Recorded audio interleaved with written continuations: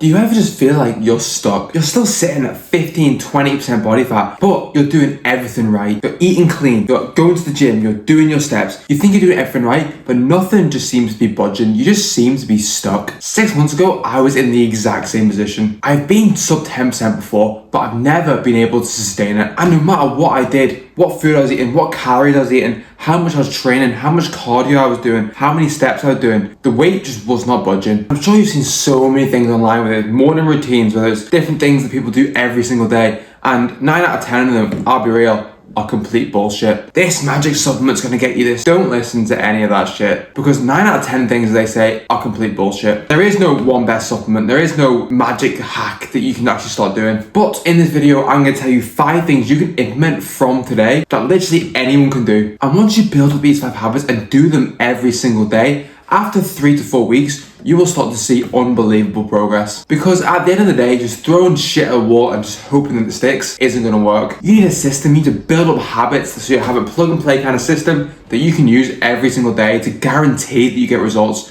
not just leaving it up to chance. And this is exactly what I did to go from this to this, and what I've done with all of my clients, take them from this to this, and this to this, and you know what, I'm going for another one in here. This to this. All of them do the same thing every single day. So the first thing that I do every single morning without fail, every single morning, as soon as I get up, I have a water. Get your mind out the gutter. The first thing I'll do is have water, hydrate myself. But you don't want to use bullshit tap. You really think it's that type of video? You think I'm going to stop paying for the water?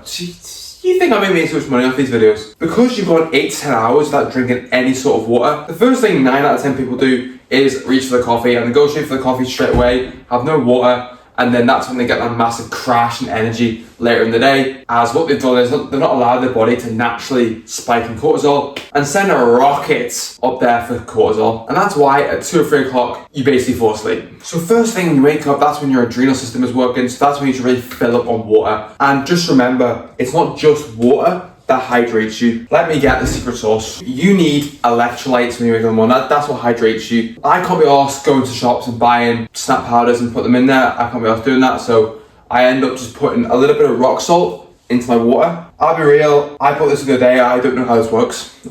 So I end up just kind of just pinching the salt a little bit and just kind of putting it in there. I completely missed. We'll try it again. Oh, fuck this shit. I don't want the whole thing to tip in. Oh, shit. Well, that's no salt. And what this also does, because naturally when you wake up in the morning, you are going to feel a little bit hungry, but as we go on to the next one, having that water, I tend to like to drink 1.5 liters of water as soon as I wake up. That's not kind of scientific kind of proof. Obviously, yeah, 500 milliliters to 1 liter is pretty decent, but I will forget to drink water throughout the day, so I end up just kind of loading up in the morning and having one of these as soon as I wake up. The first thing I do is get rid of 1.5 liters of water, and then I'll have 1.5 liters of water probably while I'm training and after training as well, if I can actually remember. That sounds so sad. So sad. And yes, adding salt into all the water is very, very good for you as well, because I am not paying to go and buy water bottles from shops every single time. Do you think I'm absolutely made of money? No, tap water's good enough for me. Not a massive issue. Which brings me on very nicely onto the second habit that you can start doing every single day. Everyone can do that habit. It's 100% easy. Making sure you wake up in the morning and get some water inside you. That isn't too hard. You can even pair that with going outside, getting yourself some vitamin D. Go out, sit outside, which no one seems to do, by the way. No one seems like to go outside and just sit out in the sun. Go out, sit in the sun if it isn't even sunny in the UK. I guarantee, it's actually raining right now, but even going outside there, you're still gonna get vitamin D. You're gonna feel 10 times better. It's gonna make you feel more alert in the morning. The next thing I'll do is this one. Everyone can do. I know for a fact everyone can do this one because it's pretty easy. I'll fast for the first 3 to 5 hours of the day. A lot of that's depending on my lifestyle, and it'll depend on your lifestyle as well. I don't set kind of certain time frames like the intermittent fasting where you have to do 16 and 8, fast 12 hours. I do it based on kind of how I'm feeling. If I'm feeling hungry, I'll wait 3 hours and I'll have a meal. If I can push it a little bit longer, I will then obviously have it a little bit longer. Maybe if I wake up at 5, I'll usually have my first meal around 8 o'clock. If I can push it to 10, I can push it to 10. If not, I have it a little bit earlier. Fit it around your lifestyle. That's the main important thing. There's no kind of strict rules or strict kind of structures on that. And what this does, it just really helps shorten that eating window as well. I definitely found I'm a lot more alert, I'm a lot more kind of focused in the morning when I haven't got any food inside of me. I don't have that kind of spike in blood sugar and having any issues with that. And I don't feel kind of brain fog. I just feel clear and focused. So that's one thing you can do. Honestly, if you are training in the morning, you can do fasted training. If you have a decent sized meal the night before, then carbs and all the food in there is still going to be used the next day. It's not like it's completely gone. You can still use that for energy. I'd have something kind of small in the morning, maybe some raw honey, some sea salt before you train. I get a bit of quick carbs in there is the main important thing, but I will fast for the first 3 to 5 hours of each day. Because I used to get up and have 4 or 5, I used to have 5-6 meals throughout the day. I used to wake up, eat straight away. I didn't feel the best going into work. When I was working, it just didn't feel great for me. So I found waiting 3 to 5 hours really helped. And the way I kind of do that is one, like I said, I have the water, I have a liter of water inside me, and I also have some caffeine as well. So I used to be a big kind of Monster energy drink fan, and now I've completely cut that. I did think it had a massive effect. I'll have 2 coffees throughout the morning. One usually pre-workout, I'll have it half an hour before I train, I'll be sipping on some black coffee. Usually within 90 minutes of waking up, usually after 90 minutes, I will then have a black coffee as well. I'm not even for energy. What caffeine really does, it just blocks the ATP receptor, so it makes you just not feel as tired. So I'll have a bit of caffeine that then pushes the first meal back. There's a lot of diet advice out there. People do like to back the whole science thing and they'll go into really big detail and then you'll get you confused. I'm gonna make this as simple as possible. The first thing you need to be doing is prioritizing your protein. Protein is the most important macronutrient. Not only is it the most satiating, imagine saying to someone, you're really hungry, go and eat 500 grams of Greek yogurt, 300 calories. Are you still hungry? No. But if you did the exact same with the likes of, and actually for some reason in this fridge, right, I'm not a fan of this. But you said to me, one of these Mars bars is 174 calories. So if you had 2 of these Mars bars, that's the equivalent, that's obviously a 950, but 500 grams of Greek yogurt. Which one do you think is gonna keep you more full? More volume than this. You're gonna be full for about 2 minutes after eating 2 of these. 500 grams of Greek yogurt is a lot of yogurt. It's going to keep you fuller for longer. And not only will it keep you fuller for longer, there's actually a thermic effect in protein. So your body actually burns more calories just digesting the protein than it does with the likes of carbs and with the likes of fats. What I would do is prioritize it in each meal. So before you do anything, before you add in your carb source, before you add in your fat source, the first thing that I would do is make sure you're hitting 50 grams of protein, 40 to 50 grams of protein in every single meal. But if you're someone that needs about 150 grams of protein, 50 grams of protein, 3 meals, whacked out, easy. That's the first thing that I prioritize, is making sure there's 50 grams of protein there, and then you can just fill either training, maybe a bit more carbs, maybe if you're not training, maybe increase some more fats in there. And that's not even going into detail of what protein's really used for. And of course, it's like kind of the building block for building muscle. Because who the fuck wants to be sub 10% body fat but not actually have the muscle to kind of show for it as well? So the protein that you eat is then broken down to help muscle repair and muscle growth. In terms of kind of numbers, kind of protein, a lot of people are very, very different on these kind of things. I definitely do prefer a higher protein diet. I definitely feel a lot better with more than the recommended kind of dose. 0.8 grams, kind of the science-backed way of that's kind of what you need. In my opinion, I think, for me personally, going a little bit higher has definitely worked. I'm kind of in between 1 and 1.5 grams per pound of body weight. I just find I prefer running off more protein as opposed to kind of carbs. I would prefer to be on higher protein. I feel a lot more satiated with higher protein and a higher kind of fat diet and lower kind of carb. And the next one is something that you can do. It is completely free and all you need is yourself, and that is steps. A lot of people would have thought, going into the cardio, burn a load of calories, high intensity cardio, doing all this, burn a load of calories, that's how I'm gonna lose weight and get to 10% body fat. In my opinion, I think cardio is a little bit overrated for heart health and for actual general health itself. I'm a big fan of cardio. I think a lot of people should do the kind of the zone 2 kind of stuff, but I think steps are very, very underlooked. Even just call them steps. Basically just going out for a walk, mate. That's what you're looking for. Going out for a walk. I hate when people call them steps, to be honest, because it's just like,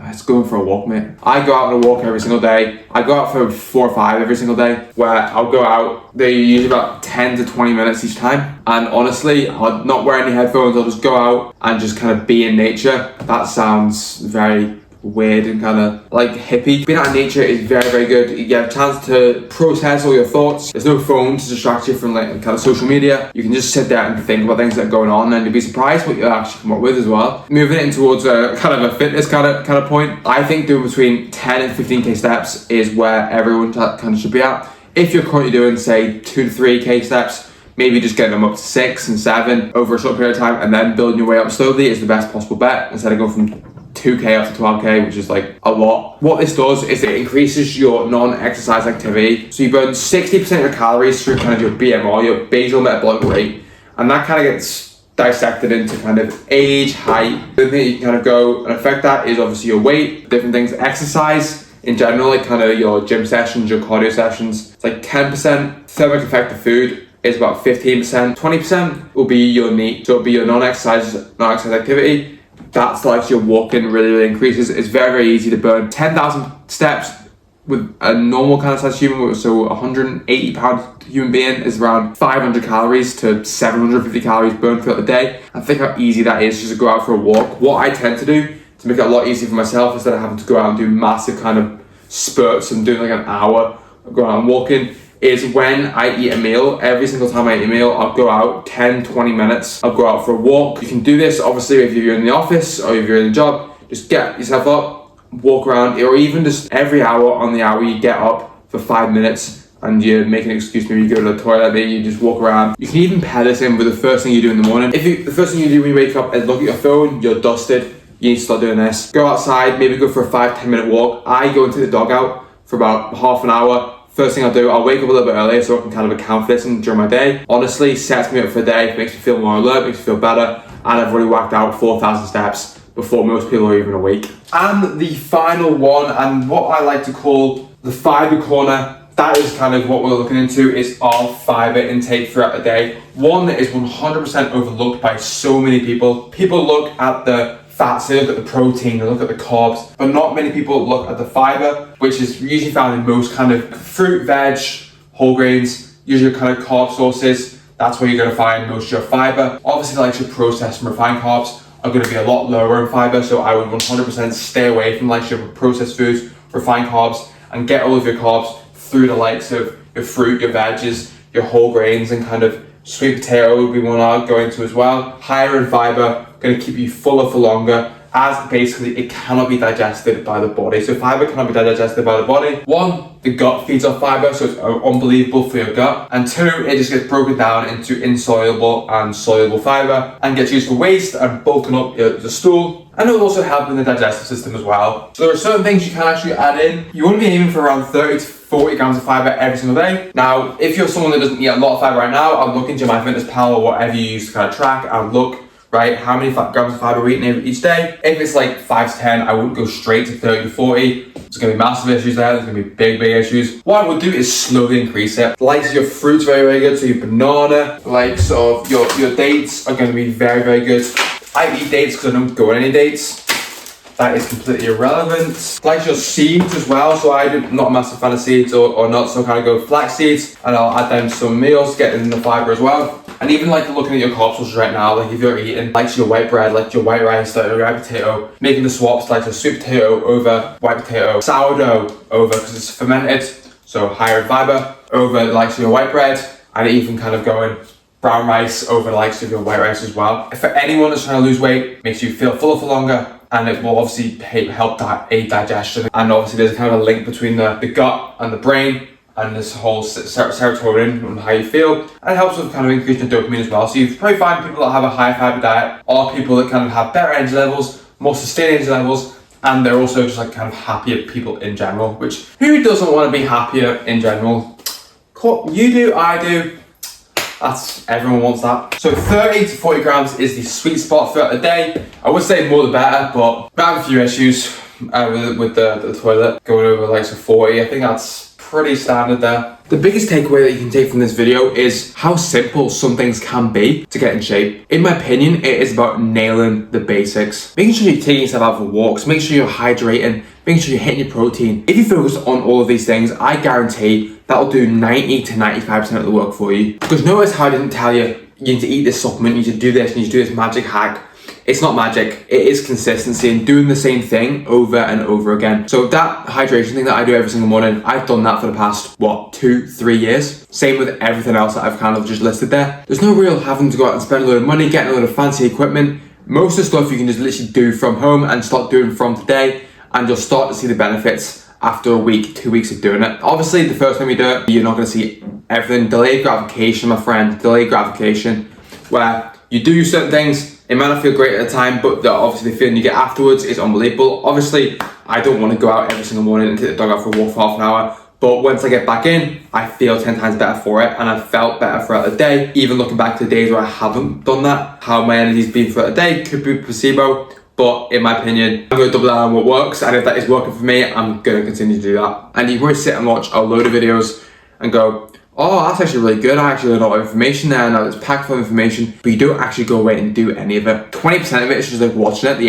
80% is just from implementing it. The person that hits their protein every single day, the person hits the fiber every single day, and the person hits the steps every single day, they are consistent. They are going to be in shape. No matter if they're not in shape right now, they are going to be in shape down the line if they keep doing what they're doing and making adjustments off the back of that. But yes, there are 5 of the easiest things you can do from today to get down to 10% body fat. And if you are someone that has been doing all of these things and for some reason it hasn't kind of worked, sometimes it isn't trying harder, sometimes it isn't kind of doing things, sometimes you just need a little bit of accountability. And that is exactly what we do at the GGB Coaching Circle, bringing you results like this, you know what, one more, this. That's embarrassing. That's what we do inside of the Ginger Gym Bro Coaching Circle. Having the information is all well and good, but actually implementing it and being able to use it to a higher level and be held to a higher standard, that is what we do. The link will be in the bio if you are interested in coaching and being coached by the likes of me and get unbelievable results. Like, who would not want that? Who would not want that? Check out the information below. Like, subscribe, please. Push this video out to everyone. I want everyone to see this video. Honestly, the fitness industry is full of people spouting shite. I don't want to do that with you. I want to be your mate and kind of give you the right information. I wish someone told me when I was 18. Please like, subscribe, share the video, and I'll see you in the next one. Have a good one.